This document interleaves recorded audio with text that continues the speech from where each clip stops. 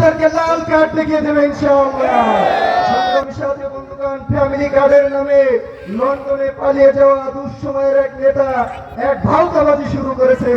যে ভাওতাবাজি নতুন নয়, 11 সালে তারা এই ভাওতাবাজি শুরু করেছিল। তারা বেকারদের বেকার ভাতা দিতে চেয়েছিল, কৃষকদের তারা ভাতা দিতে চেয়েছিল, সেটা কি তারা দিয়েছিল? সামনের দিনে তারা দিতে পারবে না ইনশাআল্লাহ। এগুলো ভাওতাবাজি ছাড়া আর কিছু নয়।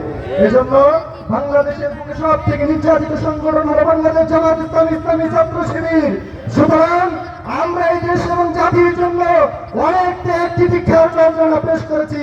সুতরাং জনগণ আগামী দিনে বাংলাদেশ জামাত ইসলামীকে ক্ষমতায় নিয়ে যাবে ইনশাআল্লাহ।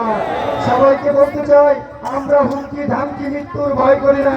কাজী নজরুল ইসলাম বলছিলেন, মৃত্যু মৃত্যু ভিতরা, আমরা মৃত্যু কোথায় খুঁজে বেড়াই, আমরা তো শাহাদাতের আকাঙ্ক্ষা করি।